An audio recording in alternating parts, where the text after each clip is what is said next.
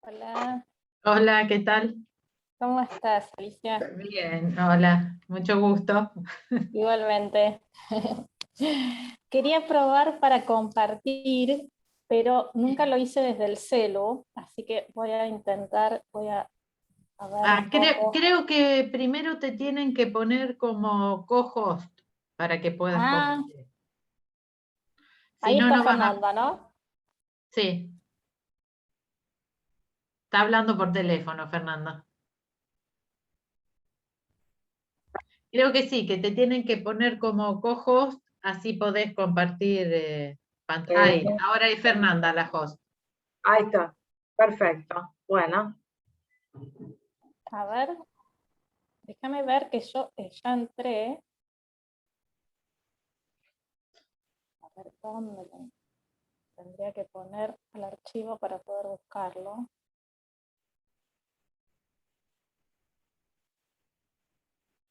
Parece que lo tendría que bajar. A ver. Sí, se puede, pero voy a tener que bajarlo.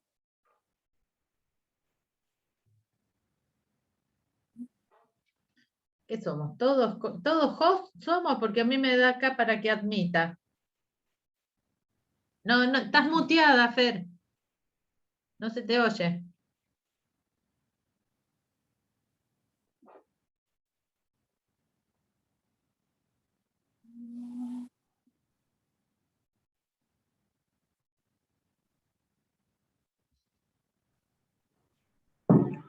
Ahí te decía, estamos todos como host, porque a mí me dice, me pregunta, me dice de admitir. Hay gente en sala de espera para admitir. ¿Vos la entonces te ves? pongo porque no veo a nadie yo, gente, para admitir. Ay, Dios. Miriam está en. No tengo problema, yo lo admito. Y bueno, no, La me dijo que admito. yo podía admitir nada más. No entiendo por qué, no. No Bueno, sé, no sé. Yo ahí admití a Miriam. bueno.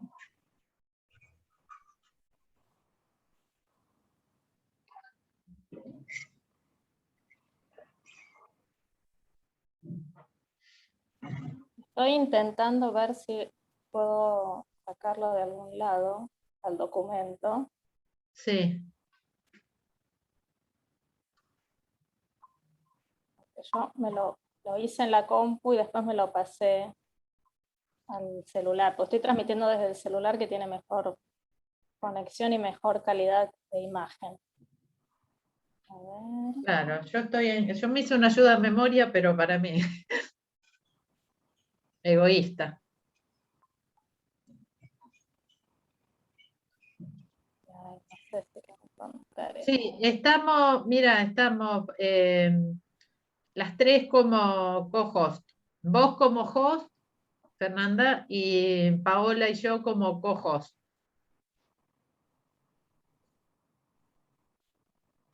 Bueno, Miriam no pudo entrar. Acá me están, claro, me están diciendo que el ID le da no válido, me está diciendo Natalia. ¿Habrá un problema? No sé, yo entré con el link que me mandó, que recibí por Claro. correo electrónico. ¿Querés que te lo pase al WhatsApp? Ah, no pueden entrar.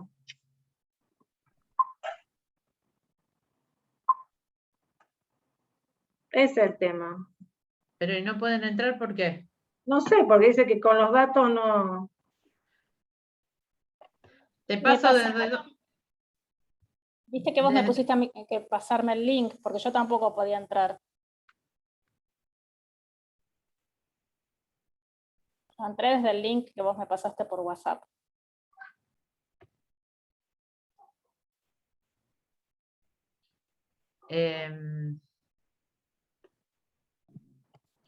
Te mando, Fernanda, el link con el que entré yo. Lo tengo, lo tengo. Ah, Lo tengo, se lo acabo de mandar al grupo, pero una macana porque la gente con los datos con que se publicitó no van a poder entrar. y sí, no sé por qué. Acá, Gotero quiere entrar. La admito.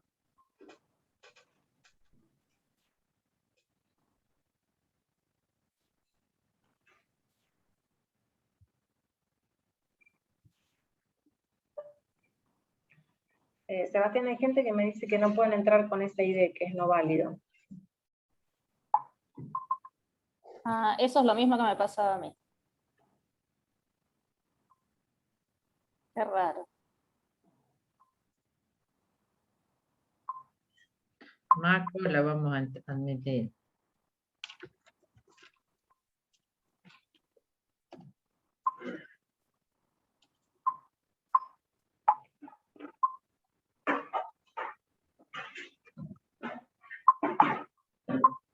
Sí, me siguen. Mariela también me dice que no puede entrar. Hola, Bueno, buenas tardes.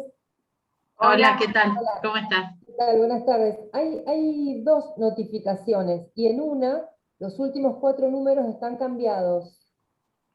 A mí me pasó lo mismo. No podía entrar, verifiqué y yo recibí dos notificaciones. Sí, yo entré con el último correo y no tuve problema, me conectó El directo, anterior sí. a ese último es el que Claro. tiene cambiados los números. Sí. Creo que 38 y 83, una cosa así. Ah, bueno. Qué problema. Hola, Maco. Maco. Fernanda. El flyer, no Hola. se ve. El flyer dice 83 y la notificación 38. 2438. Bueno. Ese es el que funciona. Sí, Sí, ese es el que funciona. Ahí yo se lo mandé a mi hermana recién. No sé si se conectará.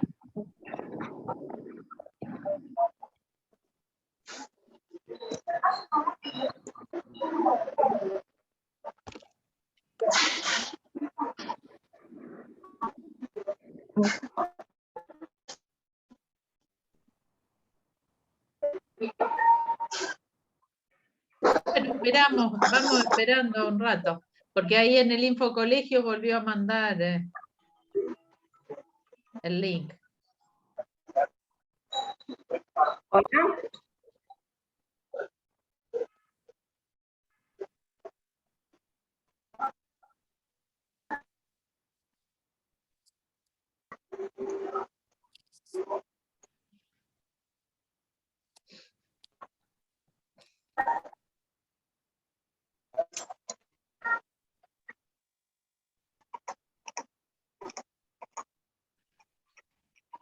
Alicia, ¿vos estás como coanfitriona? Sí, ¿Me podés poner a mí, así intento compartir y pruebo a bueno, ver qué sí, a ver si lo sé hacer. pasa?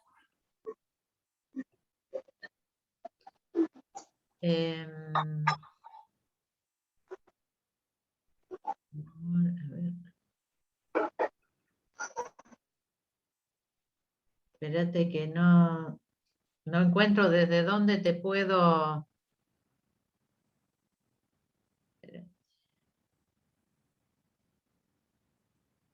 Interaction.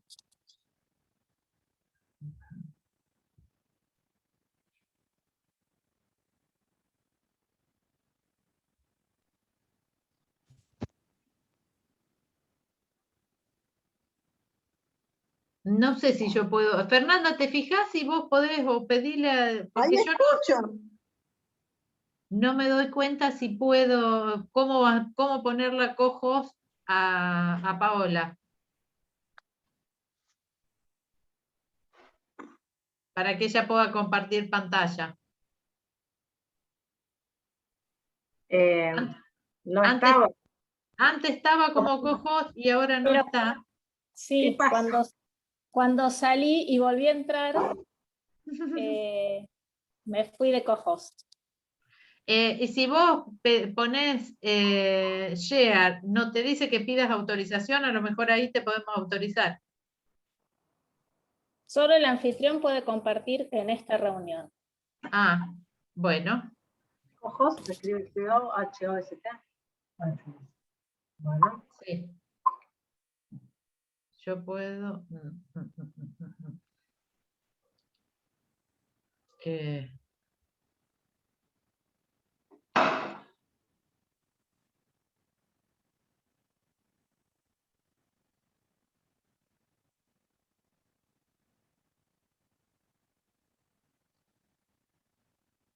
No, espérate.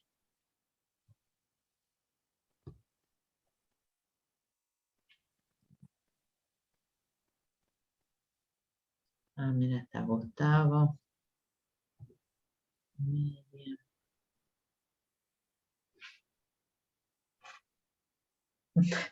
Maco, vemos ahí a tu gatito. Ay, hola, Yo cerré la puerta para que la mía no interrumpa. arañando.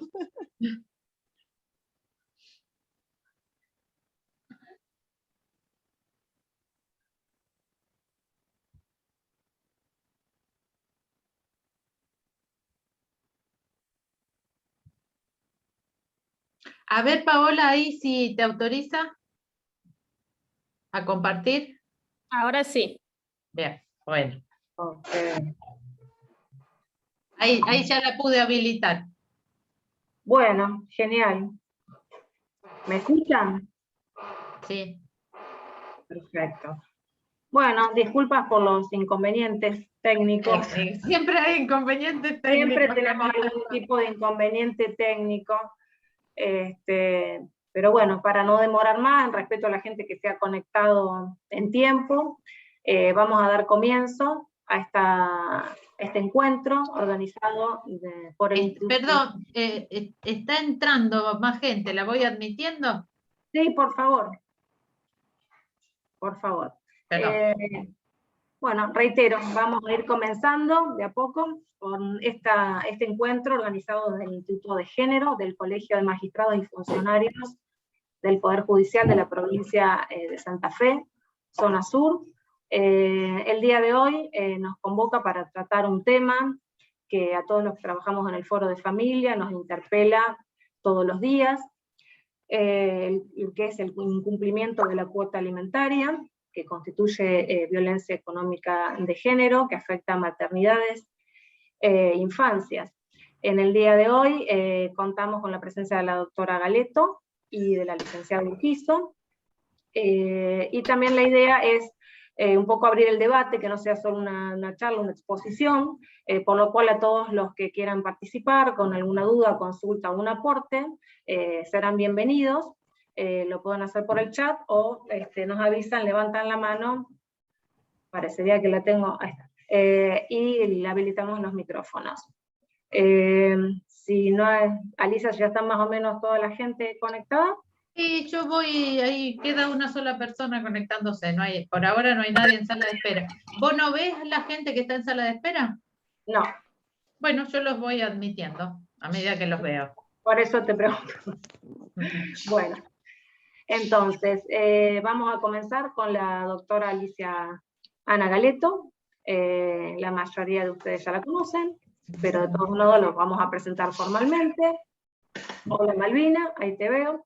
La doctora Galeto es jueza del Tribunal Colegiado de Familia de la Cuarta Nominación de Rosario. Es especialista en Magistratura y Derecho de Daños. También forma parte de la Red Nacional de Mujeres para la Justicia y ejerce la superintendencia del equipo interdisciplinario de los tribunales colegiados, perdón, no de los tribunales, de todo el Tribunal Provincial de Rosario. Y además, amiga personal. Así que estoy muy contenta de compartir este espacio con ella y de seguir recorriendo este camino, ¿no? Que es un largo camino de aprendizaje. Así que, Alicia, te reitero, un gusto. Bueno, gracias. Yo me conmueve mucho esta participación porque introducir, cuando pensamos el cronograma de actividades del Instituto de Género, pensamos un gran título que le llamamos Juzgar con perspectiva de género, y ahí incluimos este tema como indispensable a tratar. Y la perspectiva de género, introducir la perspectiva de género, o juzgar con perspectiva de género, realmente implica, para quienes estamos formando parte del Poder Judicial, revisar nuestras prácticas cotidianas, nuestra labor, una tarea introspectiva que es muy movilizante y no exenta de contradicciones muchas veces. Estamos en ese camino y aceptamos el desafío, bueno, de debatir en este espacio.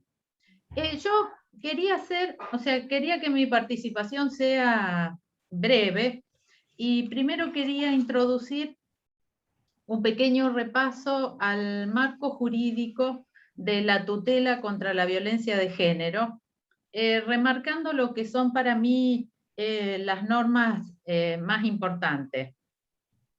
El movimiento feminista y el de mujeres logró en los años 70 colocar en la agenda de los organismos internacionales el tema de la violencia de género. Y como consecuencia de ello, en el año 79, las Naciones Unidas sancionan la Convención de la eliminación de toda forma de discriminación contra la mujer, que para mí creo que constituye tal vez el instrumento más importante de la protección de los derechos humanos de las mujeres.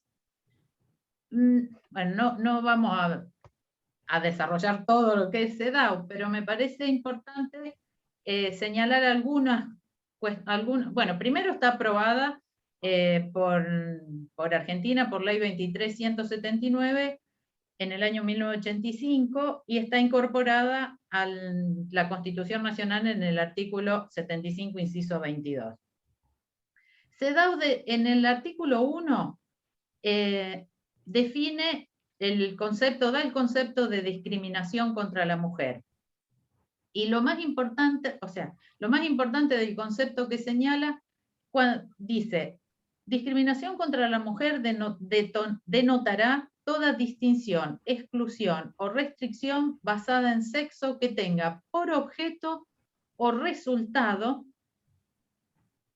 menoscabar, anular el reconocimiento, goce o ejercicio por la mujer, independientemente de su estado civil, sobre la base de la igualdad del hombre y la mujer, de los derechos humanos y las libertades fundamentales en esfera pública, económica, social, cultural, civil y cualquier otra esfera. Me parece lo más importante que quiero destacar, porque después lo vamos a retomar, es esto de que introduce la cuestión de la igualdad formal y la igualdad sustantiva.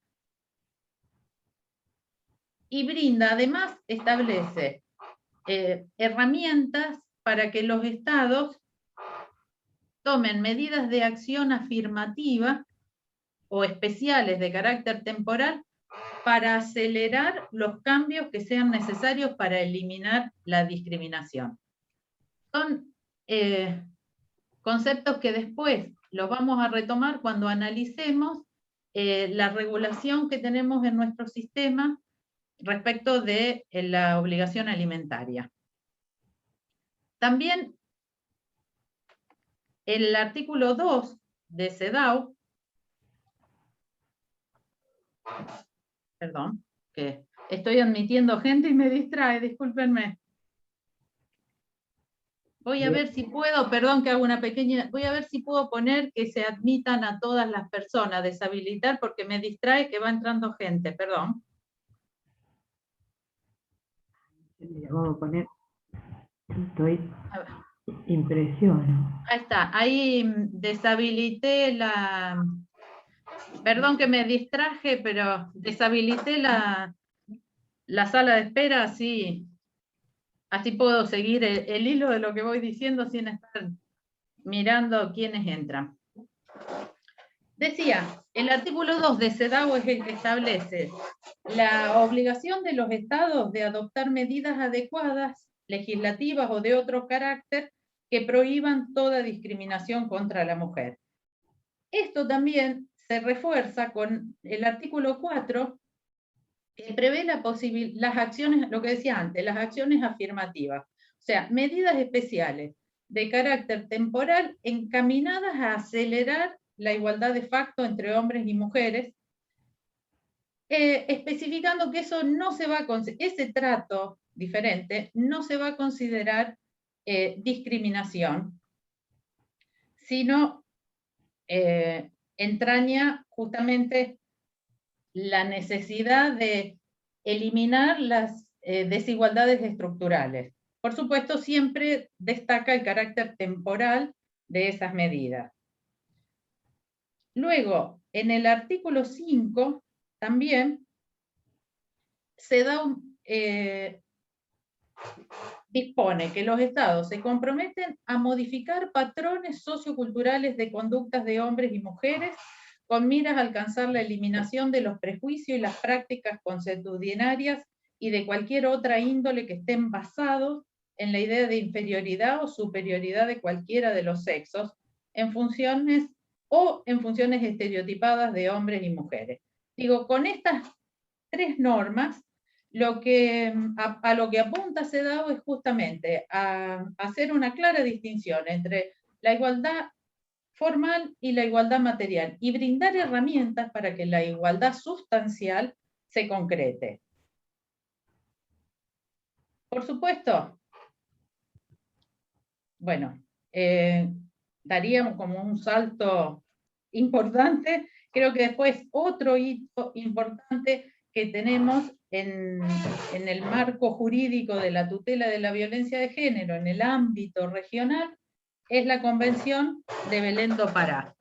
Que si bien la Convención de Belén do Pará no hace referencia específica a la violencia económica, sí introduce un concepto que es fundamental, que es el derecho a una vida libre de violencia.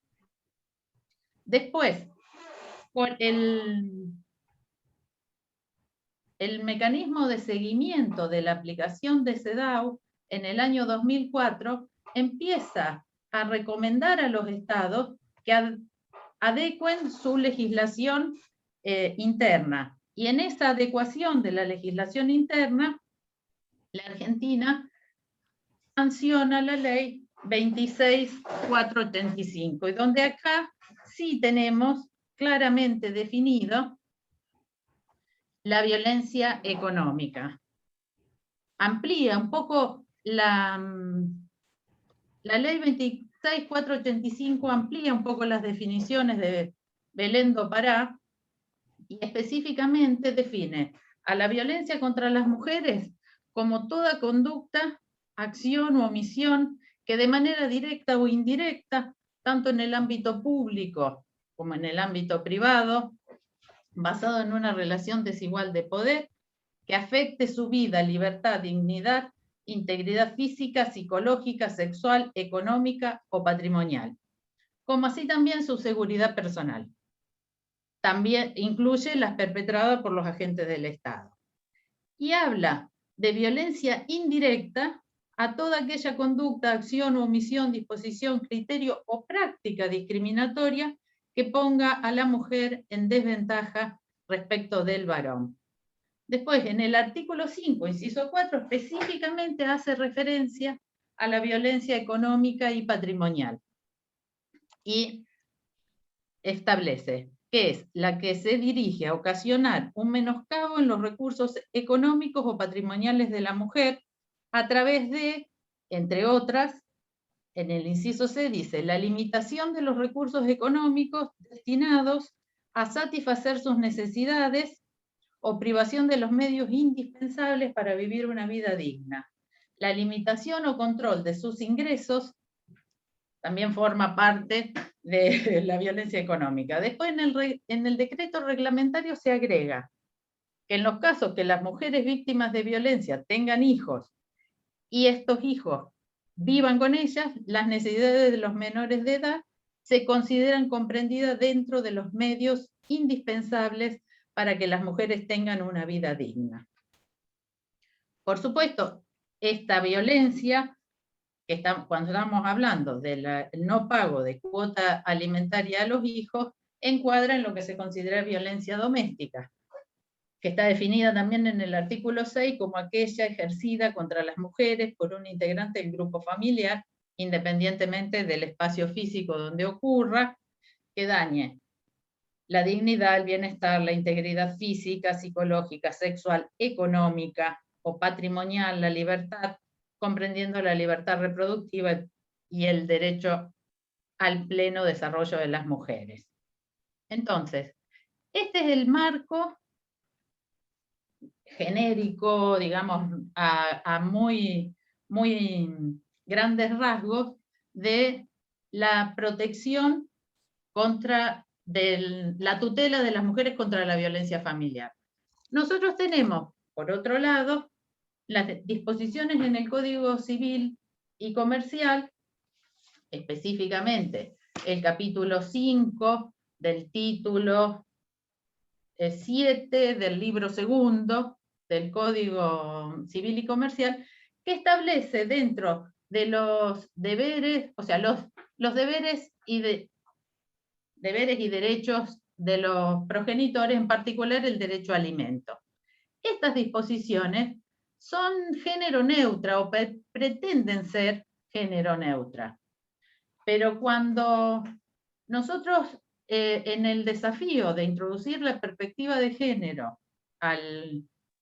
en el juzgamiento, advertimos, tenemos que evaluar el impacto diferenciado de las normas y si la interpretación y aplicación del derecho lo es de acuerdo a roles estereotipados sobre el comportamiento de hombres y mujeres. De tal forma, deberíamos, analizando un reclamo alimentario desde una perspectiva de género, deberíamos poder advertir si estas normas que son de género neutra no están causando un impacto diferenciado entre el padre y la madre, entre un progenitor y el otro, porque, digamos, acá debemos retomar el concepto de igualdad formal e igualdad sustantiva, de forma tal de poder analizar las condiciones estructurales de ese grupo familiar para no permitir que una ceguera de género nos impida ver la existencia de un desequilibrio de poder al interior de esa familia.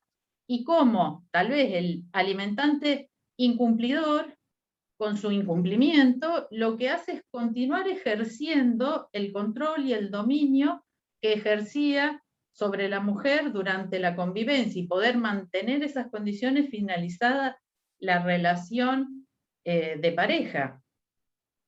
Por ejemplo, cuando realiza maniobras fraudulentas para insolventarse o manipula las pruebas, el proceso judicial, digamos, la ceguera ante las asimetrías de poder en esa familia puede, o sea, las asimetrías de poder hacen posible la violencia de género y la ceguera de género hace que en la práctica opere un empoderamiento del varón violento, permitiéndole que mantenga la situación de violencia económico-patrimonial.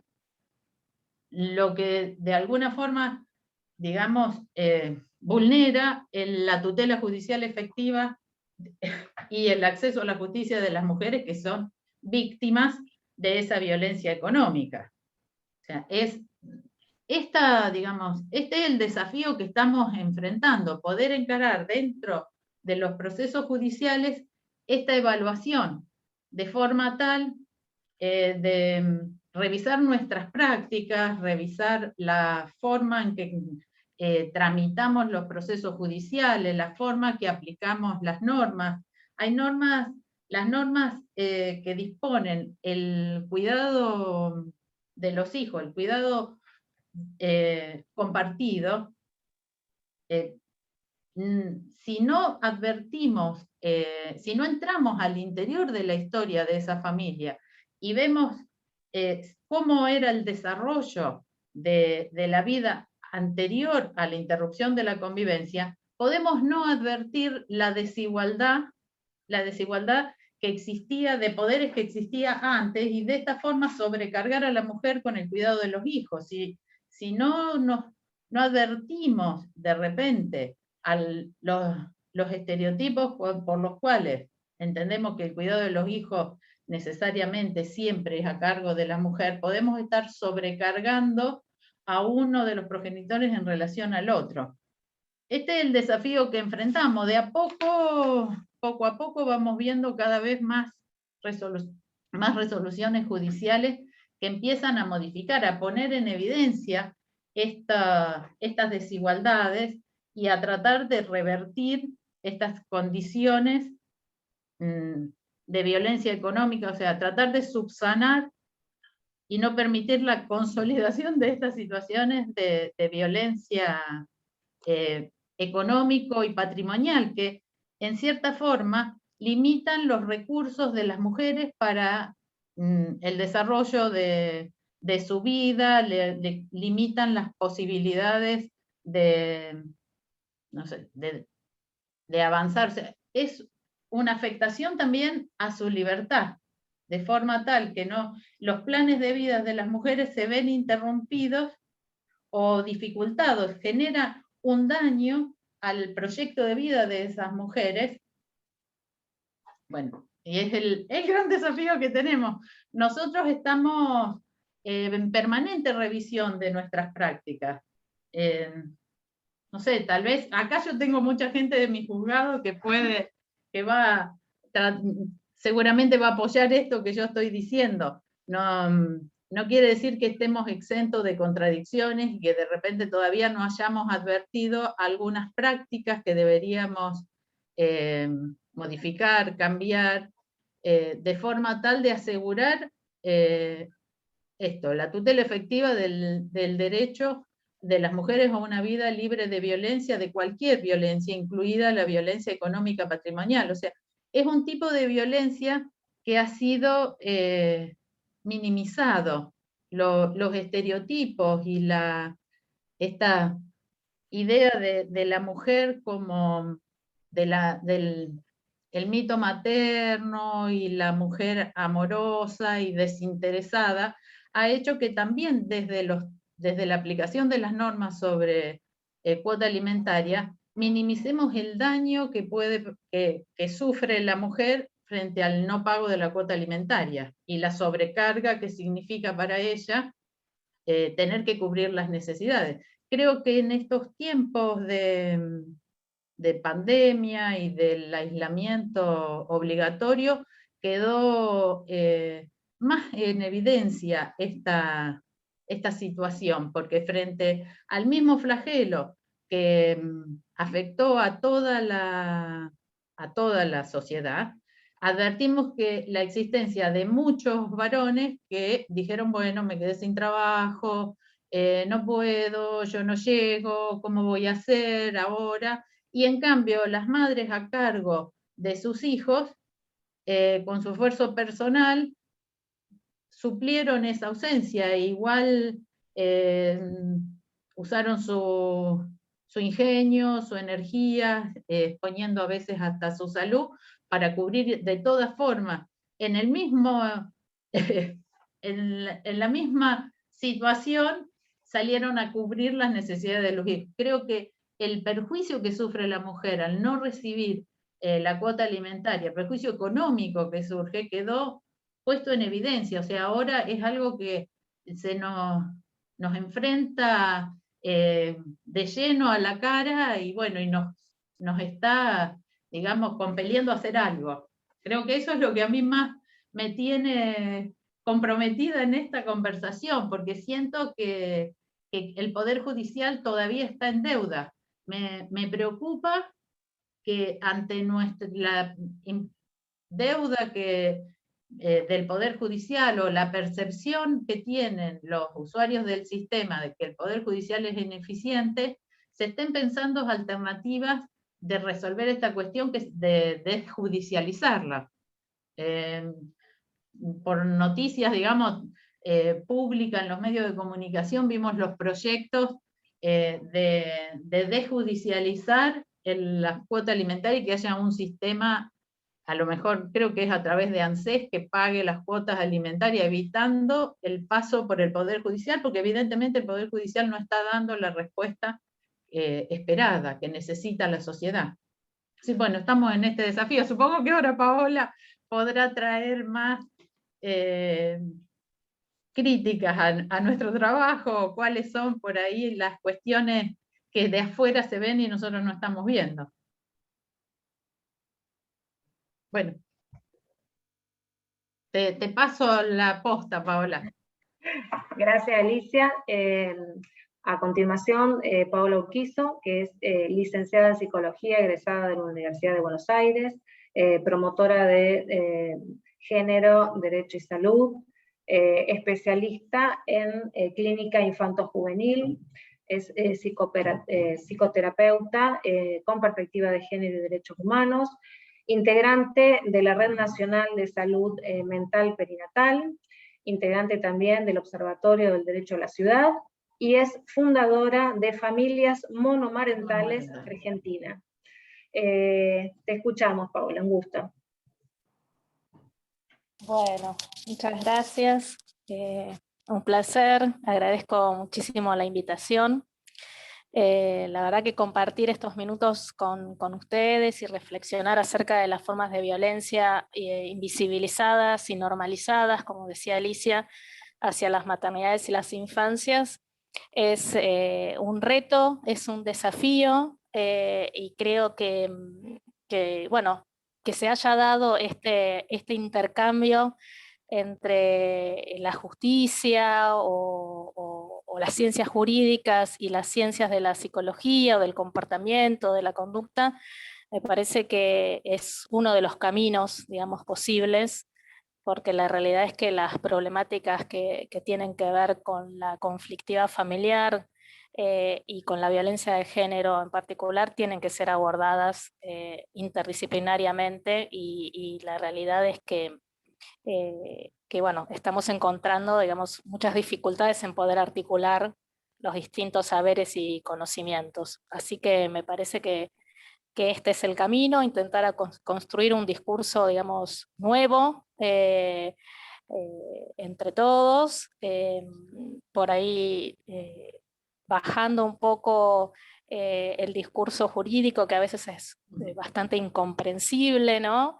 Y que es por ahí una de las cuestiones que también generan mucho malestar en los usuarios, ¿no? No entender, no comprender qué son las resoluciones judiciales, cómo se dan los procesos. Bueno, eso también hace parte al acceso a la justicia y a la calidad de justicia más humanitaria, más cercana, digamos, a los ciudadanos y a las ciudadanas, que me parece que es el camino, ¿no? Nada, yo durante el año pasado recibí, como bien decía Alicia, la pandemia estalló, muchas cuestiones, sobre todo a nivel psicológico, y bueno, muchas mujeres que ya venían atravesando procesos de violencia o procesos de demandas de alimentos se encontraron con los tribunales cerrados, con la imposibilidad de, de conectarse con sus abogados o de la falta de acceso a la justicia. Y bueno, en ese momento las redes sociales fueron, como para muchos otros ámbitos, lugares donde entramar y tejer redes con personas que estaban atravesando, mujeres que estaban atravesando las mismas cuestiones. Así que bueno, así surge junto con otras 3 profesionales, porque somos 4 en el equipo de familias, una antropóloga, una periodista, yo que soy psicóloga, y María Marta, que es abogada, la idea de empezar a trabajar, a unir, digamos, los conocimientos que cada una venía investigando desde sus áreas. Yo en particular, durante los últimos 5 años estuve acompañando muchas mujeres víctimas de violencia, en general madres, a atravesar la ruta crítica de la denuncia y también de la posdenuncia, que no solamente tenía que ver con las medidas perimetrales, sino con lo que viene después, ¿no? Que es sobrevivir a la violencia, de cómo lograr que el proyecto familiar continúe después de una situación tan complicada y bueno, justamente el tema de la cuota alimentaria era como el tema base, o sea, el tema fundamental, ¿no? El elemento, digamos, que hacía piso a que se pudieran después dar otras instancias de recuperación, ¿no? Porque bueno, si bien yo siempre trabajé en la clínica y hago acompañamiento psicológico, trabajo desde un paradigma de integralidad de la atención de la salud mental y realmente que las condiciones dignas de vida y básicas estén satisfechas, realmente hace a una calidad de salud mental distinta y sobre todo cuando se pueden resolver en cortos periodos de tiempo, ¿no? Entonces el tema temporal y el tema de las largas demandas de alimentos y las idas y contravueltas, realmente es un factor como muy estresante y que genera alta vulnerabilidad psicológica en estas mujeres, ¿no? Que no solamente tienen que sostener su propia salud mental, sino que tienen que sostener también la de sus hijos, que están en desarrollo y que necesitan justamente de tener por lo menos un adulto a cargo con la mayor estabilidad emocional, laboral y psicológica posible. Eh, Así que bueno, en ese contexto armamos el equipo y bueno, empezamos por las redes a hacer posteos en relación a la violencia económica. No había números, en realidad las investigaciones que cada uno había hecho era de su propia nosología, construyéndola a partir de los casos que cada una llevaba, y nos dimos cuenta de que, bueno, era un tema como irresoluble, por lo menos con las herramientas y los dispositivos que había, o que hay hasta ahora, es un tema como que insiste, un tema de décadas. Nos empezamos a encontrar con mujeres con hijos ya mayores de edad, que nos decían, yo crié sola durante toda mi vida a mi hijo.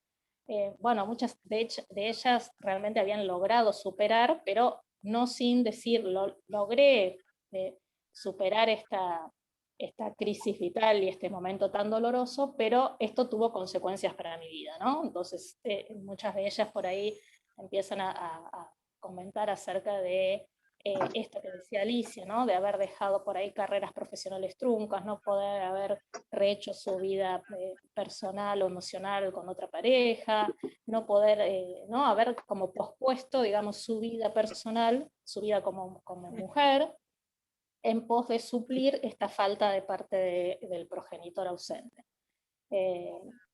Obviamente sin siquiera meternos en el ámbito de lo que puede tener que ver con lo vincular, ¿no? Porque ya después, si andamos un poquito más, encontramos la conexión entre la violencia económica y la violencia psicológica, que en general van de la mano, porque bueno, son papás que aparte de no pagar la cuota de alimentos, son papás que no ejercen las tareas de cuidado, de crianza, ni siquiera con un régimen como muy laxo de lo que antes se llamaba régimen de visita, ¿no? Entonces, digamos, ya esa otra, digamos, parte o esa otra conexión que se establece es como mucho más compleja de abordar, porque ahí ya requiere otro tipo de intervenciones y otro tipo de acciones en cuanto a pensar qué es un padre, qué es un progenitor, qué estamos un poco conectados con lo que decía Alicia, qué estereotipos de paternidades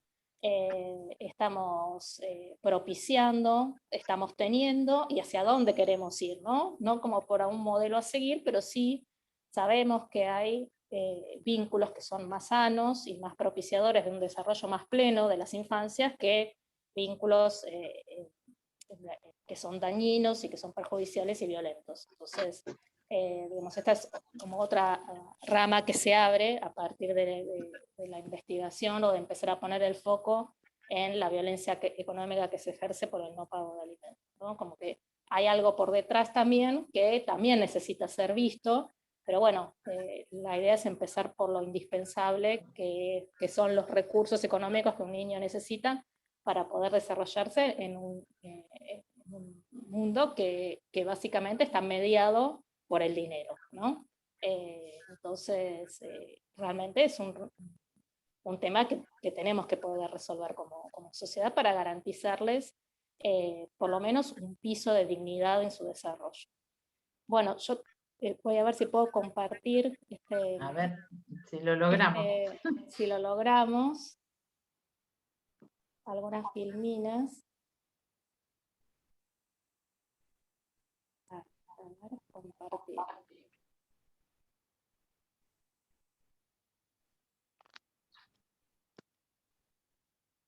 Sí. No, esta no es la que quería compartir. No, esa no.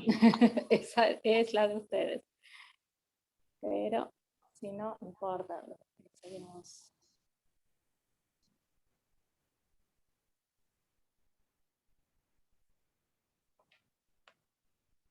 Acá está. Creo que sí. Ahí está. Bueno, violencia económica de género sobre maternidades e infancia. El primer por ahí punto que quería compartir con ustedes es este concepto, que no es que lo inventamos nosotras, pero sí nos pareció importante empezar a tomarlo como parte de nuestras propuestas y de nuestras reflexiones acerca de este tipo de conformación familiar, que es la monomarentalidad, ¿no? Empezar a hablar por ahí con estos lentes violetas puestos de pasar de la monoparentalidad a la monomarentalidad, ¿no? Siendo esta una configuración familiar en la cual una adulta sería en este caso, se encuentra a cargo en forma exclusiva o en alto porcentaje de las tareas de cuidado y sostén económico de los hijos e hijas. Bueno, las familias monomarentales, por la información que estuvimos recogiendo, representan el 11% del total de los hogares, según la encuesta sobre la estructura social publicada en el libro La Argentina en el siglo XXI.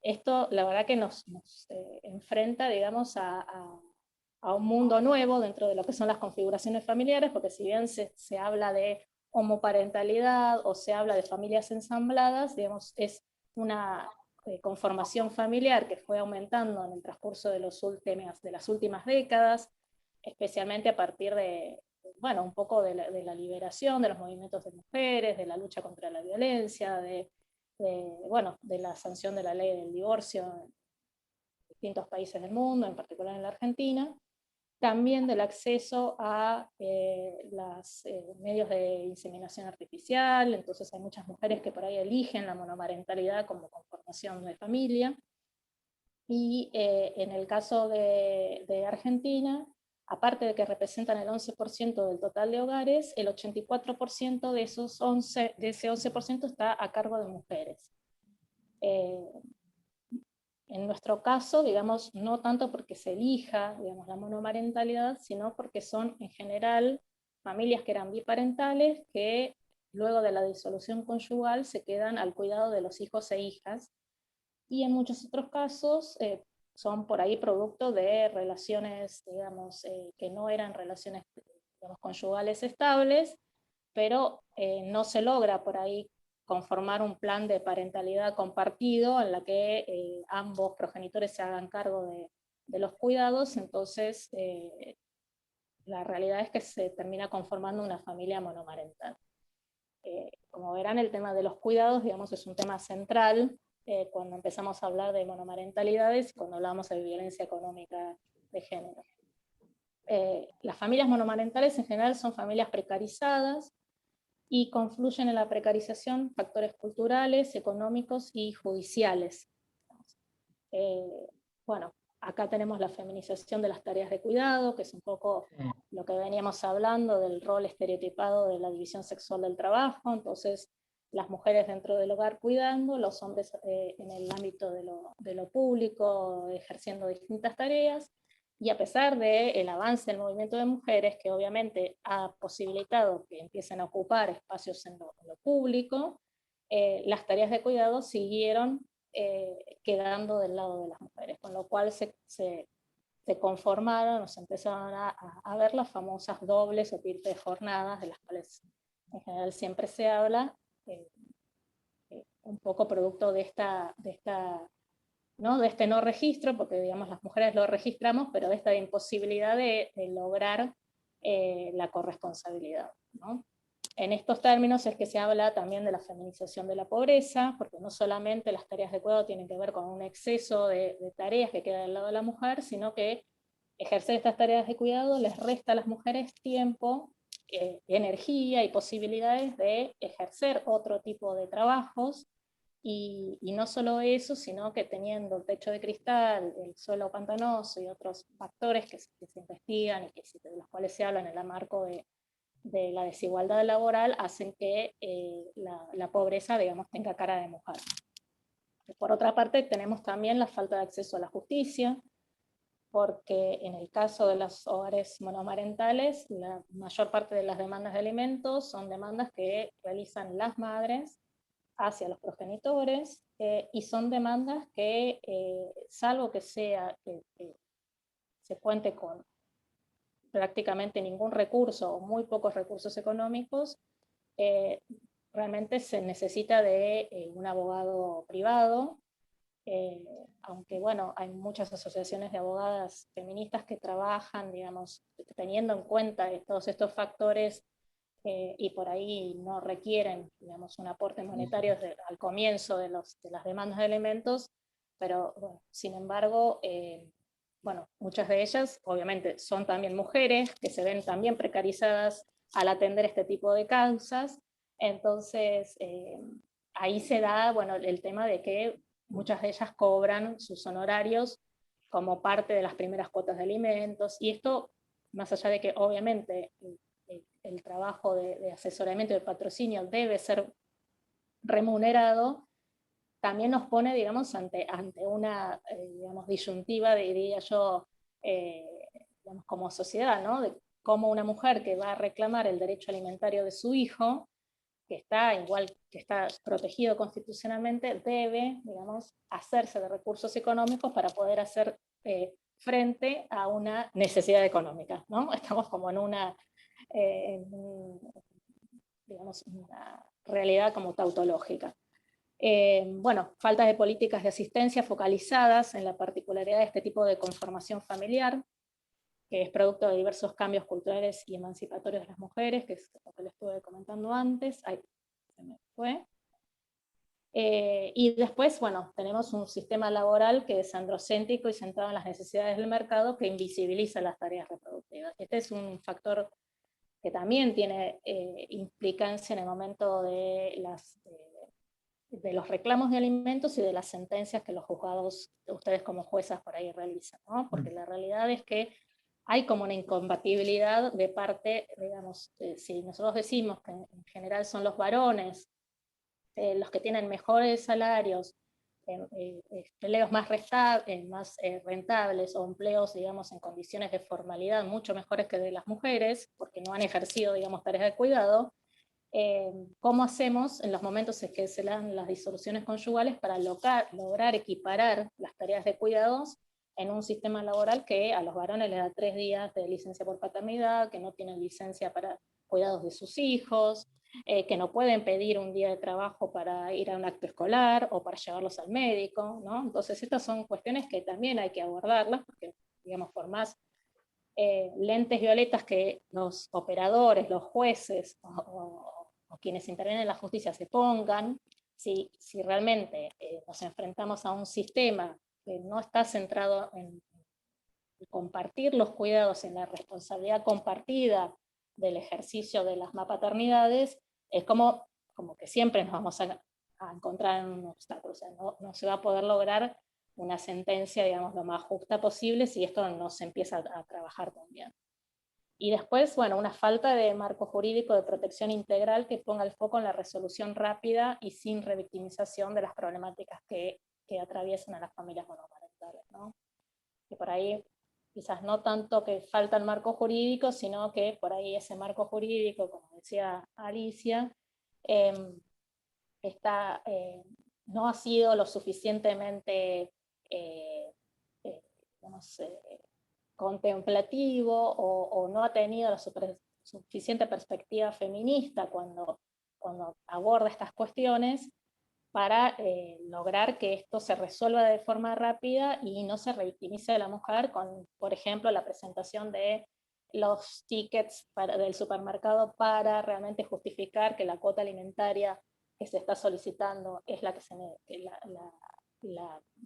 digamos, no es excesiva, ¿no? Este tipo de acciones que en realidad lo que hacen es poner siempre el foco, digamos, en la mujer, en este pedido por ahí es excesivo, en que no hay necesidad, y no está poniendo en foco en que, por otra parte, tenemos otros recursos, digamos, como organismos por ahí, INDEC, o otras variables que podrían ser tenidas en cuenta en los momentos de hacerse sentencia de alimentos, sin necesidad de someter a las mujeres a tener que dar cuenta todo el tiempo de la necesidad, ¿no? Sabemos que la mayoría de los hogares tipo de la Argentina se necesita mínimo de 2 salarios mínimos vitales y móviles para poder llevar adelante un hogar en unas condiciones lo más justas y dignas posibles. Entonces es como medio lógico pensar por ahí a veces que con un porcentaje de un salario esas demandas se cubren sin tener en cuenta,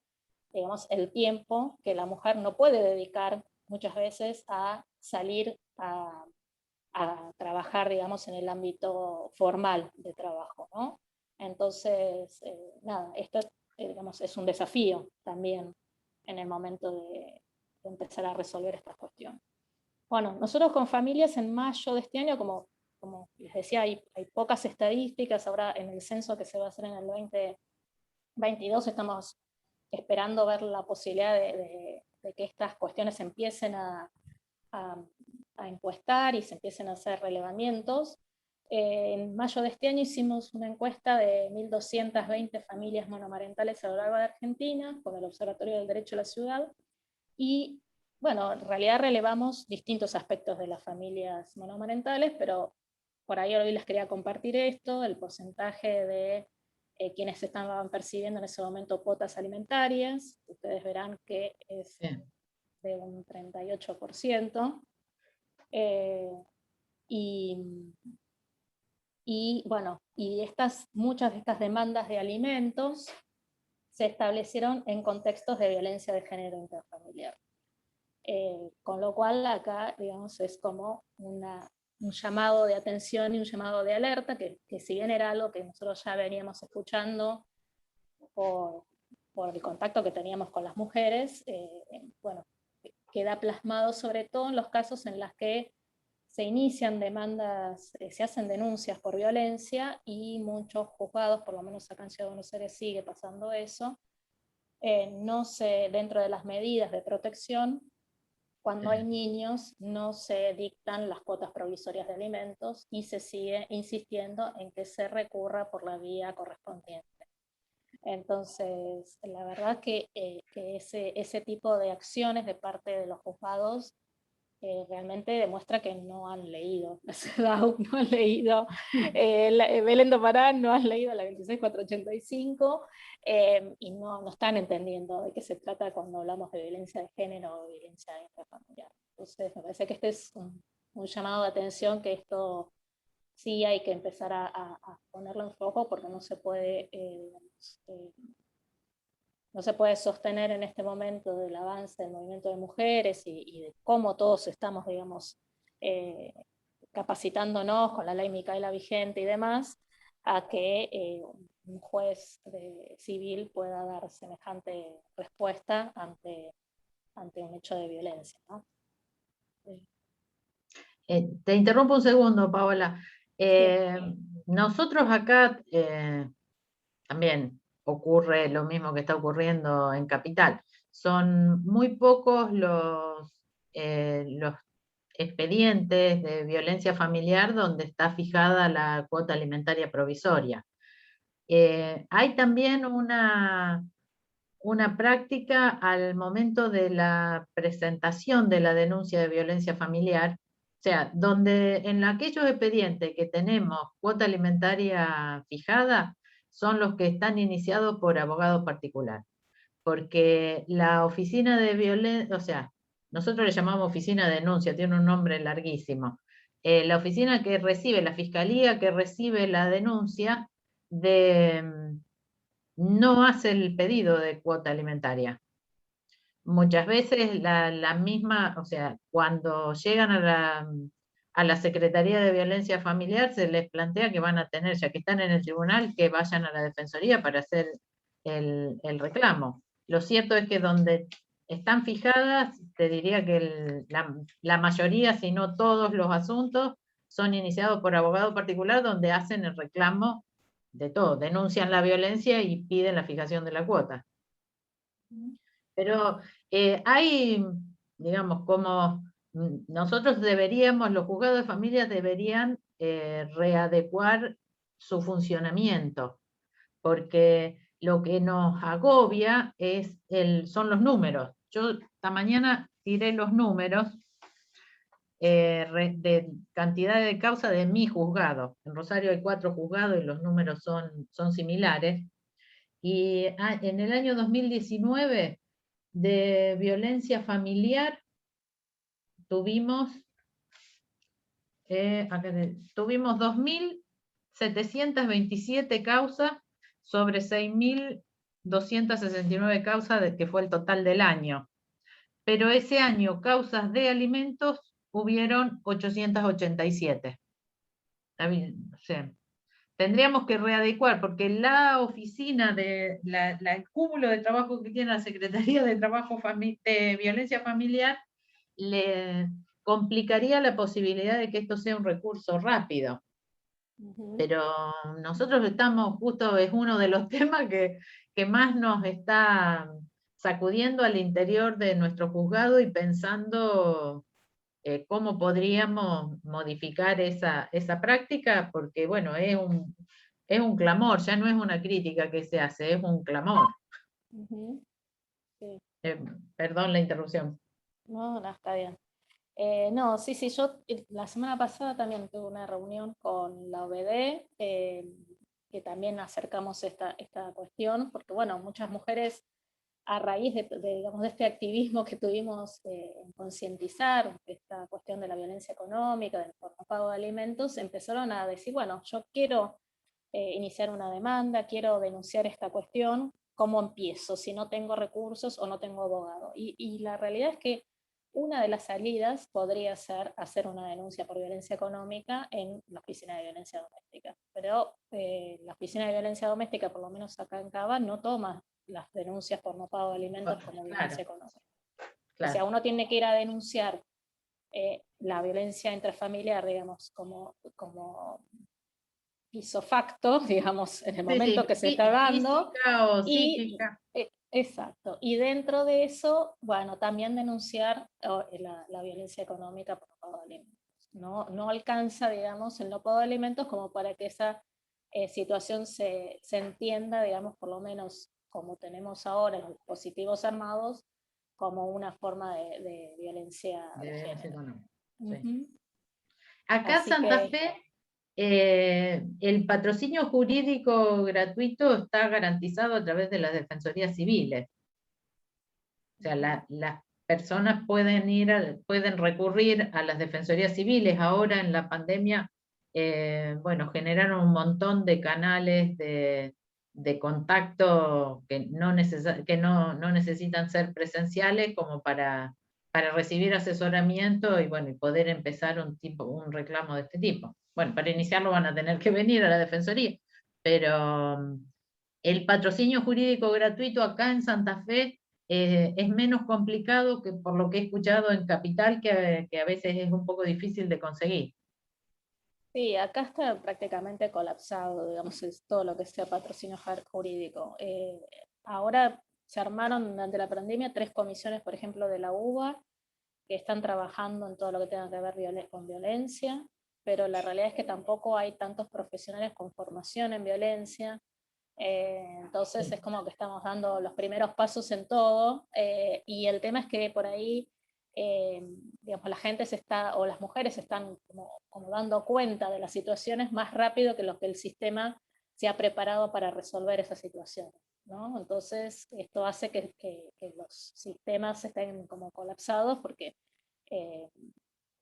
digamos, entre que la mujer se da cuenta de que es víctima de violencia y realmente logra alguna reparación o sanción en relación a esta conducta, pasa muchísimo tiempo si es que tiene la suerte, digamos, de que se consiga algún tipo de sanción, ¿no? Porque bueno, ahí justamente la próxima placa tiene que ver con el cumplimiento de sentencias, y en esta encuesta que nosotros hicimos, de las 1.218 respuestas, solamente el 18% de las sentencias, o sea, de mujeres que habían hecho toda la ruta, habían conseguido patrocinio, habían hecho la denuncia, habían cumplido todos los pasos, digamos, que el sistema o que el Estado por el momento habilita para dar cumplimiento a este derecho alimentario, y solamente el 18% estaba recibiendo en tiempo y forma la cuota de alimentos, cuota. y nosotros no relevamos, digamos, si era una sentencia reciente o si era una sentencia de mucho tiempo, porque también puede pasar que haya sentencias en un país, digamos, con tanta inflación y con tanta inestabilidad económica que quedan totalmente desactualizadas, y ahí se abre otro capítulo que es todo lo que tiene que ver con los incidentes por aumento de cuota alimentaria, por reducción, que ahí ya hablamos, digamos, de otra vía, digamos, de ejercicio de la violencia, ¿no? Porque la realidad es que el hecho de que a veces no se fijen los ajustes, y bueno, y ante la inestabilidad, porque por más índice que se logre, digamos, una sentencia, siempre va a estar desfasado en relación con la inflación y con la crisis económica en la cual vivimos, pero bueno, aún así hay muchas sentencias de alimentos que muchas veces son el valor de una UH o mucho menos, y la realidad es que a veces muchas mujeres nos dicen, fue tanta energía depositada en hacer todos los deberes bien, que cuando llega, digamos, el resultado, uno a veces se plantea si valió la pena tanta energía puesta en algo que realmente no redunda en un beneficio en relación a la calidad de vida ni de los chicos ni de ellas, ¿no? Entonces, bueno, un poco para finalizar, digamos, algunas reflexiones en relación a cómo trabajar o empezar a pensar estos desafíos en relación a la violencia económica. A mí me parece que es esencial empezar a abordarla bajo un paradigma de prevención, atención y articulación para disminuir la incidencia del incumplimiento alimentario. Me parece que es esencial la capacitación en género de todos los operadores judiciales, desde un enfoque integral de las violencias por razones de género, con especial atención en las denuncias de las mujeres que maternan. Creo que realmente tiene que haber un riesgo ponderado, no solamente que tenga que ver con el riesgo inminente de vida, sino que las mujeres que tienen hijos a cargo tienen que estar dentro de esa población, digamos, de riesgo medio o alto, para que se empiecen, digamos, a pensar estrategias y soluciones, digamos, no solamente desde el lado de la justicia, sino también desde el ámbito ejecutivo y legislativo, como para que estas mujeres que realmente tienen un riesgo mayor, porque no solamente tienen que sobrevivir ellas a las violencias, sino tratar de que sus hijos salgan lo menos dañados posible de esas situaciones, entonces deben ser realmente prioritarias en el abordaje y en la solución de la violencia que se ejerce sobre ellas. Un abordaje integral de las cuestiones de familia que permitan trabajar la violencia intrafamiliar desde un enfoque psicolegal, empezando por garantizar los derechos básicos alimentarios y una necesidad de incorporar equipos interdisciplinarios en los juzgados civiles y de familias, ¿no? Que, digamos, que los peritos, ya sea trabajadores sociales o psicólogos, no sean, digamos, el recurso al que el juez hace uso cuando no sabe o le hace ruido algo, no entiende, no sabe cómo. Creo que realmente sinceramente, creo que es pedirle mucho, digamos, a un juez que con sus sentencias pueda resolver entramados tan complicados y desde desde un solo marco, que es el jurídico. Creo que realmente la posibilidad de la articulación con otras disciplinas y entre todos generar propuestas, sentencias innovadoras, creativas, ¿no? que recurran a otras posibles soluciones a las dificultades que en este momento está teniendo la justicia para poder hacer frente a la violencia. Me parece que ese es el camino y el desafío. Y después, bueno, la implementación de estrategias resolutivas que incluyan el trabajo de psicoeducación de los hombres que ejercen violencia económica por no pago de alimentos. A ver, por lo menos las que trabajamos en familias monomarentales, pensamos que el modelo, digamos, de justicia restaurativa es el modelo a seguir, que la sanción tiene que existir, pero tiene que ser una sanción que propicie una introspección y un cambio conductual en el hombre que ejerce violencia. Así sea una violencia económica, porque no solamente es una violencia que afecta a las mujeres, sino que afecta también el vínculo paterno-filial que ese progenitor tiene con su hijo. Entonces, si hay posibilidades con el trabajo de psicoeducación de generar algún tipo de cambio introspectivo, que sea la puerta, digamos no hay magia, ¿no?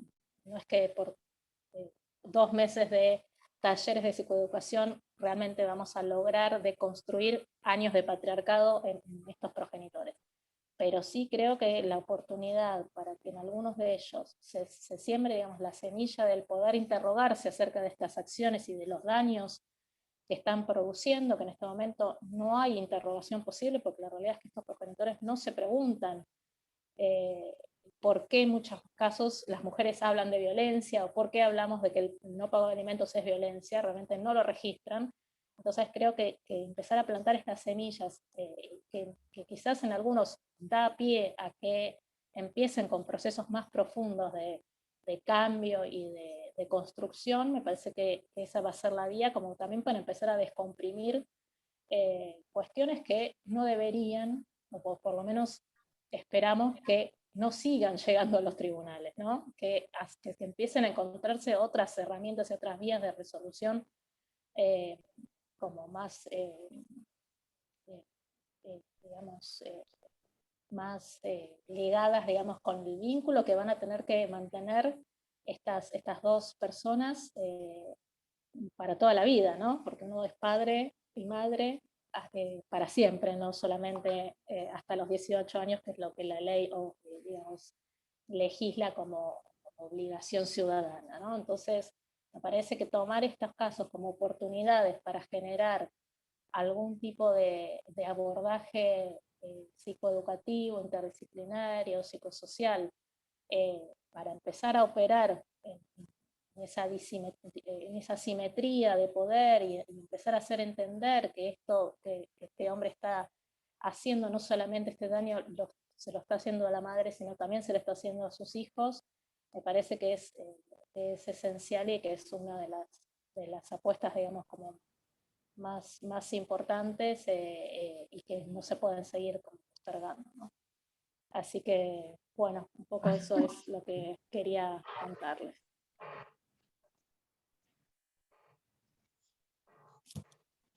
Nosotros justo hoy estaba hablando con Andrea, que veo que está ahí conectada, el tema de la cuestión. Yo tengo la superintendencia del equipo interdisciplinario del que trabaja, del Poder Judicial, que tiene sede acá en Rosario, pero el inconveniente, por ejemplo, provincia de Santa Fe, el inconveniente que tenemos es que toda la provincia tiene solo 2 equipos. Este equipo que está acá en Rosario, y otro que cubriría Rosario hacia el sur, o sea, todo el sur de la provincia de Santa Fe, y el equipo que está en la ciudad de Santa Fe, que cubre Santa Fe hacia el norte. Entonces eso genera una imposibilidad fáctica de atender los casos. El equipo, bueno, ahora estamos justo en un momento de reforzando la cantidad de horas de trabajo para acortar un poco los tiempos de intervención, porque la pandemia, las licencias, las excepciones de presencialidad generó así un atraso de casi 6 meses en las intervenciones, lo que es intolerable. Pero aún en tiempos que no estábamos tan atrasados, nunca pudimos bajar de los 3 meses, porque además es un único equipo que tiene una psicóloga, una psicopedagoga, una psiquiatra infanto-juvenil que está en uso de licencia de larga duración, así que hace de bastante antes de la pandemia que está de licencia, o sea que no contamos con la psiquiatra, y 2 trabajadoras sociales. Entonces, con ese equipo tan reducido, es prácticamente imposible lograr intervenciones en un tiempo más breve, más útil, más razonable. O sea, sería impensado que nosotros resolvamos una cuestión de cuota alimentaria a la espera del informe. Por eso, por ahí nos valemos solo de informes de trabajadoras sociales. También el Poder Judicial tiene un equipo único de trabajadores sociales, y bueno, y nos valemos del informe de trabajadores social, porque es una carencia que tiene el Poder Judicial, que lo reclamamos siempre, pero que no depende exclusivamente del Poder Judicial, la creación de los cargos, o sea, como para poder incorporar. Rosario, estaríamos necesitando 10 equipos interdisciplinarios como mínimo para poder estar dando una respuesta en 30 días, 60 días. 30 días, y atender a toda la provincia. El resto de la provincia,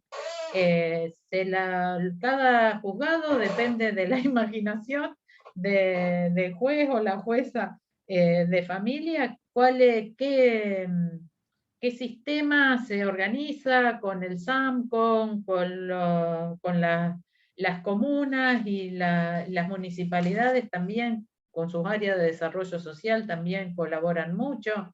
Pero eso es una gran carencia que, bueno, que la reclamamos, pero que depende de una decisión política de atacar este problema y de dar respuesta, porque sin eso no se pueden generar la incorporación de todos los funcionarios que harían falta para formar los equipos. Después, la cuestión, nosotros acá en Rosario, y creo que eso lo compartimos los 4 juzgados, todos nos valemos de las presunciones respecto de los gastos de los hijos. Creo que o sea, si bien es una costumbre que de repente con la demanda se presentan, creo que ninguno de los 4 juzgados estamos solicitando que nos traigan los tickets de supermercado para probarnos que esos niños comen. No llegamos a ese extremo, digamos. Tenemos por el solo hecho de la existencia, tenemos por acreditado una serie de necesidades que no requieren, que son hechos notorios y no requieren prueba. Pero, bueno, no. Hablo por Rosario, no creo que los jueces de familia de la segunda circunscripción, que son con los que más hablamos, lo estemos pidiendo. Todos usamos ese criterio porque sería una aberración. Bueno, no sé. ¿Puedo hacer una consulta? Perdón. Sí, cómo no. Adelante. No, 2 cuestiones. Una, que la verdad que nunca había pensado judicialmente el tema de la violencia económica. Yo no formo parte del juzgado de familia, pero sí me formo en cuestiones de género. Y 2 cuestiones. Una a Paola, que si se puede explayar un poquito más en lo que es feminización de la pobreza, desde el punto de vista nociológico, porque se puede entender el tema del cuidado por el estereotipo que siempre se le ha dado a la mujer, las cualidades que se le atribuyen. Pero la feminización de la pobreza, me gustaría si lo puedes puntualizar un poquito más, por qué conceptualmente, puntualmente lo feminizamos a la pobreza, porque yo ahí lo veo como más sectorizado, y me cuesta ubicarlo desde el punto de vista estrictamente femenino, salvo como una estricta consecuencia de que se le atribuye el cuidado, pero en ese caso no le daría una autonomía nociológica. ¿Me explico? Eso por un lado. Y por otro lado, sobre todo fundamentalmente la doctora Galeto, me quedan muchas dudas con esto de la violencia económica, de cómo se plantearía, porque primero que el incumplimiento alimentario no es de por sí violencia económica, porque podríamos tener casos de mujeres que no tienen vulnerabilidad económica y que reclaman la cuota ante el incumplimiento del padre, y no por eso estaríamos ante un caso de violencia económica. Segundo, el tema del planteo, me parece sumamente interesante cómo sería, porque al decir que la violencia económica por el incumplimiento alimentario cae en el proyecto de vida de la mujer, ¿cómo se haría el planteo ahí? Esto me genera ahí, me surgió la incógnita de cómo sería la demanda, porque precisamente de la cuota alimentaria, el destinatario son los hijos, o sea, la mujer ahí va en representación de los hijos, y en el caso de la violencia, la destinataria, la que reclama, es la propia mujer. Entonces, ahí me abre la duda de cómo se plantearía la acción. ¿Me explico, doctora? Sí, lo que pasa es que lo que yo entiendo, o sea, no, creo que no importa porque no hablamos que hay violencia económica solo en el caso de extrema necesidad, porque cuando el otro progenitor todo lo que el otro progenitor no aporta, lo está aportando la mujer. Hay siempre un desmedro, no quiere necesariamente, no tenemos que pensar como pasó con la violencia física, que la empezamos a reconocer solo cuando era gravísima. Cada vez que una mujer queda al cuidado de sus hijos, y aunque tenga recursos, indudablemente sufre un desmedro patrimonial, económico y patrimonial, si es ella sola la que suple la falta de aporte del otro progenitor. O sea, nosotros tenemos establecido un régimen de igualdad de aporte entre los padres. Por eso digo, el código pretende ser género neutro y le carga a los dos las mismas responsabilidades. Si alguno de los dos no cumple con esas responsabilidades, eso necesariamente lo está cubriendo en la mayoría de los casos. Siempre esto afecta, digamos, impacta diferenciadamente sobre las mujeres, porque en nuestra sociedad todavía a la ruptura los hijos quedan conviviendo con la madre como algo que naturalmente tiene que ser así, ni siquiera se lo plantean los hombres. Sí, Y si no hay aporte, aunque la mujer tenga recursos, está detrayendo parte de su recurso. Seguro que en algunas situaciones impactará menos en el proyecto de vida, porque a lo mejor por los recursos económicos que tiene, bueno, no va a dejar de tener, o sea, va a tener más bajo el saldo de su cuenta bancaria, pero va a poder seguir desarrollando sus actividades. Va a haber otras circunstancias que son las más graves y a lo mejor son las que aparecen como más evidentes, pero el detrimento económico está cuando el otro, que está obligado a aportar en la misma medida, a cubrir en la misma medida, no lo hace. Siempre se está haciendo un aporte para el otro. Sí. Por eso es la que sufre el daño, o sea, la violencia como daño a su patrimonio.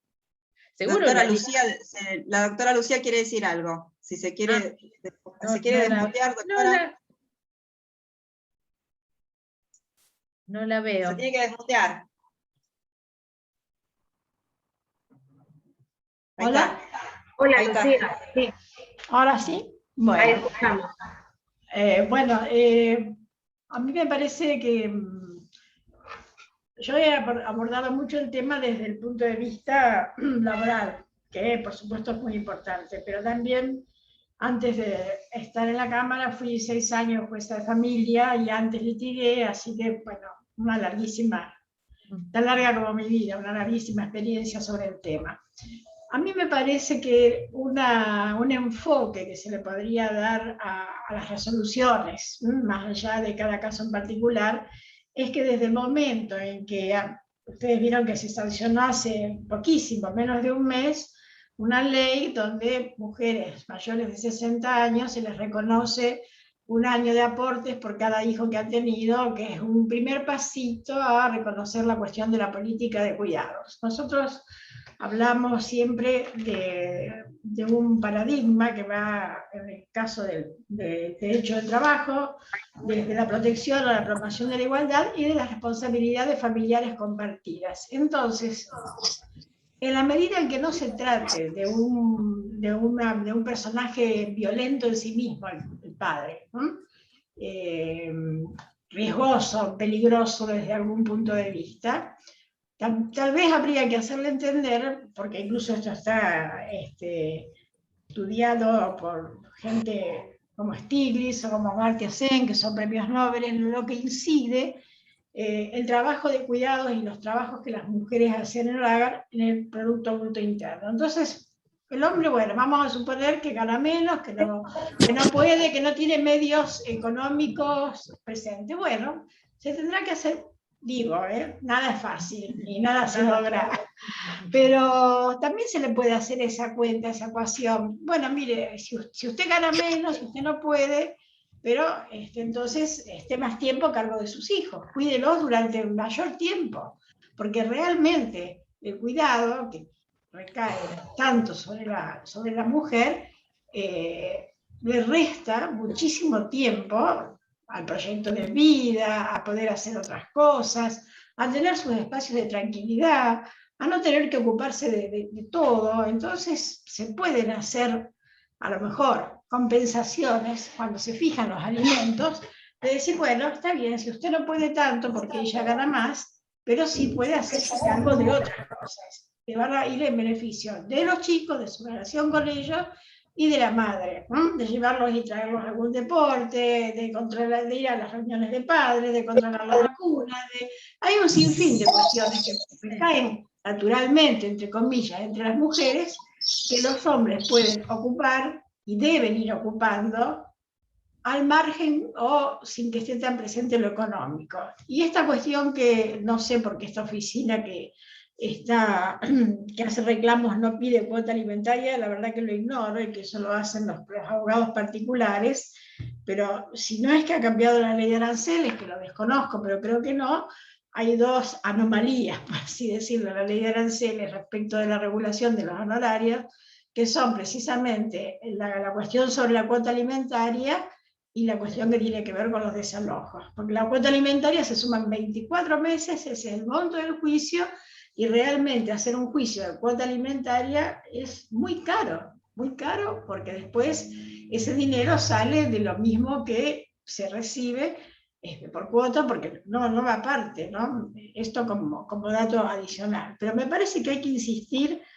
Además, tenemos en el Ministerio de la Mujer, hay una dirección que está dedicada especialmente a la cuestión de la política de cuidados, y esto de las responsabilidades familiares compartidas, si se puede, porque hay gente con la que es peor, dejar a los chicos en manos de determinados papás o de determinadas mamás, porque también las hay que de pronto los sustraen y no les permiten ningún tipo de apertura hacia sus padres.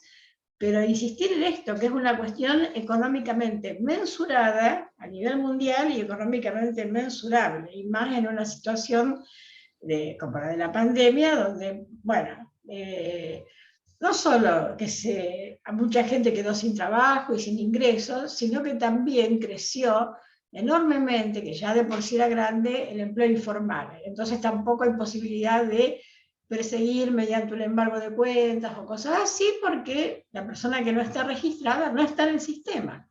Entonces creo que sería de todo lo que hay que deconstruir, ¿no es cierto?, en esta larga historia del patriarcado, una cuestión es esta, la significación económica, ¿eh? No solo de estar ahí presente, pero la significación económica que tiene digamos, el cuidado de los hijos, o de los enfermos, o de los ancianos, en las familias que naturalmente, y vuelvo a usar comillas, recae entre las mujeres. Y a lo mejor un hombre que pueda entender eso, puede entender también como justo que se le respete una cuota menor si realmente no tiene ingresos o se ha visto disminuido o le cuesta mucho pagarlo frente a una mujer que por ahí no tiene ese problema, y iría muy en beneficio de toda la familia, pero puede hacerse cargo de un montón de otras cosas que contribuirían a ser un sujeto activo y aportante. Puede aportar cuidados, atención, de otro tipo de situaciones, que no sería solo la cuota alimentaria medida en pesos, sino en un registro más amplio. Eso quería decir, nada más. Gracias, Lucía. Sí, de todos modos, es muy, probablemente el progenitor, el padre, que esté dispuesto a asumir las tareas de cuidado de sus hijos,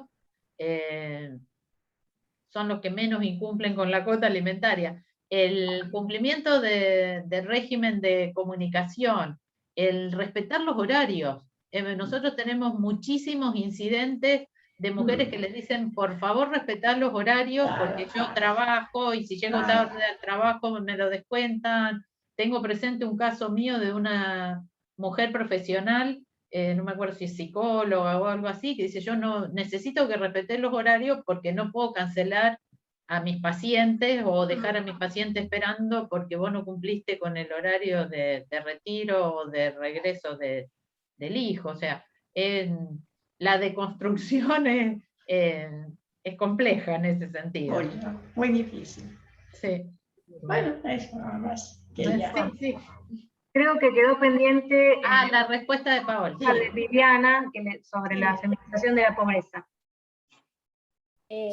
Sí, en realidad cuando se habla de la feminización de la pobreza se tienen en cuenta varios aspectos. O sea, el tema de los cuidados, como decía Lucía, es esencial, digamos.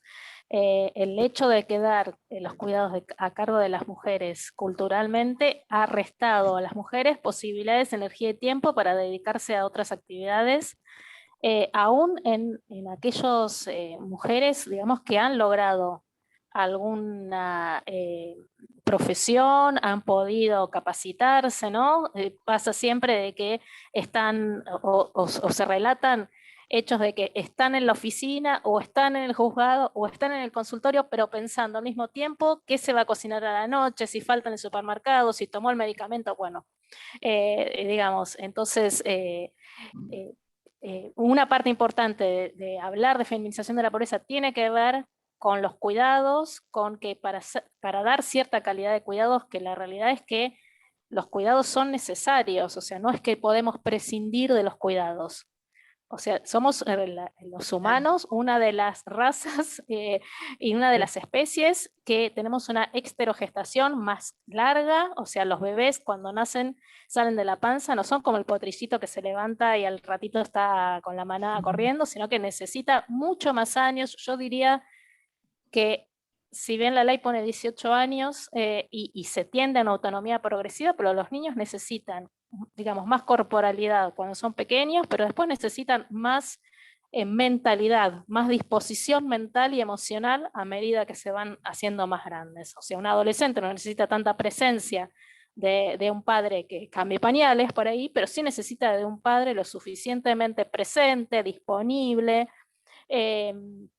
a escuchar, a respetar generacionalmente, a estar disponible para escucharlo, a estar atento, digamos, a las señales, ¿no? Entonces, son muchísimos años que necesitamos de un otro. Después hay como un amesatamiento, digamos, durante la juventud y la adultez, donde se cree que hay cierta, digamos, independencia, siempre entre comillas, y después, hacia la última parte de nuestro desarrollo, volvemos a necesitar en general de un otro, aun cuando la calidad de vida sea muy buena, pero siempre se necesita de un otro para que se cuide en la vejez y se brinde algún tipo de asistencia. Con lo cual, que los cuidados estén del lado de las mujeres es un factor de pobreza. Un factor de pobreza es que las mujeres se insertaron en el ámbito laboral en ciertos espacios laborales que son los peores pagos. O sea, las mujeres son docentes, que es uno de los trabajos menos, por lo menos en Argentina, peor pagos. Son en muchos casos las que trabajan en los sistemas de salud, pero por ejemplo en el ámbito de la enfermería ni siquiera tienen reconocimiento como una profesión, ni siquiera tienen el pago que corresponde. Entonces, y ahí nos enfrentamos a lo que se llama el techo de cristal, que no llegan a ocupar posiciones, ni aún con excelente formación, de realmente poder, jerarquía, como para incluso poder hacer cambios en favor de aquellas que todavía están transitando el camino, están como digamos en una escala más abajo. Y después tenemos el suelo pantanoso, que también tiene que ver con que parten, digamos, de un escalón siempre más abajo. Incluso muchas veces tratando de compatibilizar este cuidado, ¿no? Porque muchas mujeres, sobre todo después que son madres, por ahí vuelven al mercado laboral, pero vuelven con horas reducidas. Si eran docentes con 2 cargos, resulta que toman un solo cargo, o prefieren dar clases en casa, aunque no tengan formalidad laboral, porque sí pueden compatibilizar mejor las tareas. Entonces, todos estos factores hacen que las mujeres cobremos menos, trabajemos menos horas en el ámbito formal, con peores salarios, con menos posibilidades de llegar aún con excelente formación a puestos realmente en mayor calidad, digamos, en cuanto a desarrollo y económicamente más redituables. Todos estos factores de lo que nos hablan es que la pobreza, que las mujeres son dentro de la humanidad el sector, digamos, más pobre, y si a eso le agregamos la interseccionalidad que tiene que ver ya con la clase, con la raza, con la inmigración y otros factores que, bueno, en los últimos años esto se está hablando muchísimo, mucho más todavía. Entonces, bueno, todo eso es lo que conforma que se hable de la feminización de la pobreza. Muy bien. Quería hacer una consulta, Paola. Si consideras que el incumplimiento de la cuota alimentaria en tanto puede significar no poder cubrir las necesidades básicas de los hijos, si además de violencia económica, para vos podría llegar a considerarse violencia vicaria.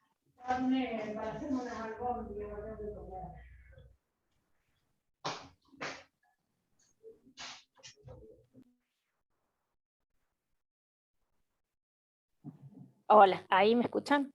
Sí. Sí, en realidad es una forma de violencia vicaria, aunque, bueno, el término violencia vicaria es un término que lo empezó a trabajar mucho Sonia Vaccaro, que es una psicóloga argentina, pero que hace muchos años que vive en España, y ella empezó en general a investigar los casos de la violencia extrema, ¿no? Así como cuando se hablaba de violencia de género hace muchísimos años, se hablaba solamente de los casos de violencia física, y después se fueron incorporando otras formas de violencia más estructurales y más invisibles, y ahora hablamos de una violencia, digamos, transversal a distintos aspectos de nuestra vida. Y en el caso de la violencia vicaria se empezó hablando sobre, justamente al ser digamos, este rol materno tan encarnado y tan estereotipado a nivel cultural, ¿no? De que las mujeres en muchos casos se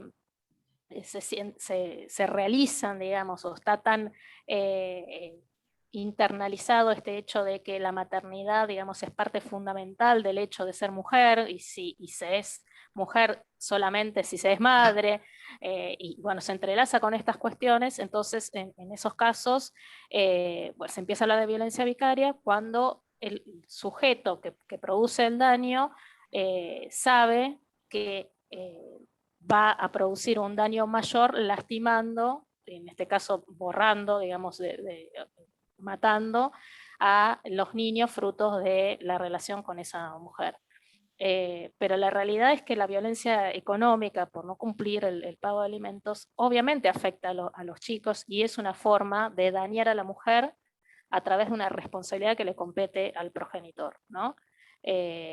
Y no solamente que es una violencia vicaria, sino que también se relaciona con una violencia psicológica, porque la realidad es que el desgaste y emocional y psíquico que suponen las mujeres, esta carga, doble carga o triple carga de jornadas para suplir esta falta, hace muchas veces que se deterioren los vínculos materno-filiales, ¿no? Porque son mujeres que están como con un exceso de responsabilidades, y obviamente la calidad de los cuidados que pueden dar. A ver, ellas hacen todo el esfuerzo, pero siempre pasa esto de no doy más, son las 12 de la noche y mi hijo se tiene fiebre y yo ya no sé cómo resolver la situación, ¿no? En general, todas hablan como de la soledad en el maternaje, que termina siendo también un factor como, como propiciador de cuadros, digamos, no patológicos, pero sí se habla del síndrome del burnout materno, que se puede dar incluso en madres que están conviviendo con sus parejas, pero bueno, cuando hay un exceso, digamos, de responsabilidades del lado materno, se habla de este síndrome, y obviamente se da mucho más en los casos en los que no hay otro adulto con los cuales se compartan estas responsabilidades. Si bien, bueno, muchos hogares monomarentales por ahí conviven incluso con sus madres o con familia, digamos, materna, que presta, digamos, algún tipo de apoyo a las crianzas, pero igualmente la responsabilidad también de las decisiones, ¿no? Porque pensemos que no solamente se comparte físicamente o económicamente, sino la decisión de atenciones de salud o decisiones por ahí importantes en cuanto a educación o a acompañamiento emocional de esos niños, caen solamente del lado de estas madres. Entonces, el síndrome del burnout es un tema que hay que investigar y que hay que tener como muy presente en el momento también del abordaje integral de estas cuestiones, ¿no? de esta carga que queda como muy invisible y muy naturalizada, porque bueno, venimos de una sociedad en la que las mujeres pareciera como que todo lo podemos y todo lo superamos, ¿no? Pero bueno, realmente ahora tenemos la oportunidad de reflexionar en torno a eso y darnos cuenta de que estos avances son, digamos, también con pérdidas en relación a otros aspectos de nuestra vida que dejamos de lado, ¿no? Como pueden ser incluso el cuidado del propio cuerpo, el cuidado de la salud mental, las posibilidades de ocio, de esparcimiento, de relajación, que bueno, obviamente también son importantes porque forman, digamos, a aspectos de la salud integral que todos debemos tener y debemos respetar para tener una mejor calidad de vida. Así que sí, es una forma más de violencia vicaria. Muchas gracias por tu respuesta. Bueno, si no hay ninguna consulta más, alguien que quiera hablar, que levante la mano. Si no, bueno, podemos ir dando por terminado el encuentro. Muchas gracias, Alicia. Muchas gracias, Paola. Muy interesante. Muchas gracias a todos los que se conectaron, que se tomaron este rato para compartir este momento, pues sabemos que todos estamos ocupados y cansados. Y bueno, más que volver a agradecerles y convocarlos para una futura charla. Muchas gracias. Bueno, muchas gracias a todos. Que tengas una linda noche. Chao, chao. Igualmente. Hasta la próxima. Chao.